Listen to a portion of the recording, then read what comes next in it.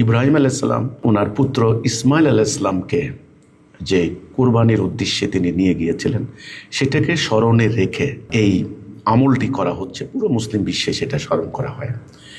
এখানে আমরা মূল শিক্ষাটা থেকে কেন যেন দূরে সরে যাচ্ছি। প্রথম শিক্ষাটা হলো ইব্রাহিম আলাইসাল্লামকে আল্লাহ তাআলা আমাদের জাতির পিতা হিসেবে ঘোষণা করেছেন। তাওহীদ ভিত্তিক জাতি, যে জাতি শুধু আল্লাহর আনুগত্য করবে, এই জন্যে মুসলিম এই জন্যে মিল্লাতা আবিকুম ইব্রাহিম, আমাদের মুসলিম জাতির পিতা, তিনি জাতির পিতা, জাতি। ওকে, তো ওনাকে আল্লাহ অনেক পরীক্ষা নিয়েছেন।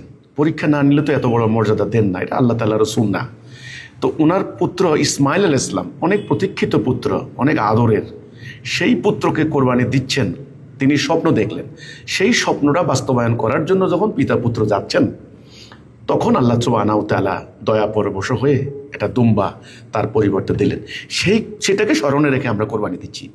কিন্তু আমাদেরকে এখন মূল শিক্ষাটা কিন্তু আমরা ভুলে গেলে চলবে না।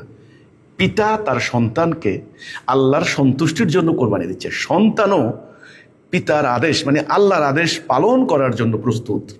আজকে আমাদের পিতাদেরকে, আমাদের সন্তানদেরকে এই জীবন সম্পদ দিয়ে আল্লাহর বিধান, আল্লাহর হুকুম কায়েম করার জন্য তাদেরকে প্রস্তুত থাকতে হবে।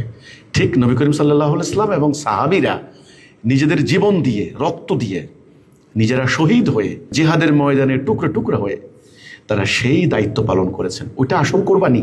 আল্লাহ আমাদেরকে এই ঈদুল আজহার, এই কোরবানির এই সময়ে আমাদেরকে আল্লাহর দিন প্রতিষ্ঠার উদ্দেশ্যে আমাদের জান মালের কোরবানি যেটা আল্লাহ চেয়েছেন সেটা দেওয়ার জন্য আমাদের সকল পিতা এবং পুত্রদেরকে আল্লাহ যেন তৌফিক দান করেন। আমি সে কথাটাই বলছি।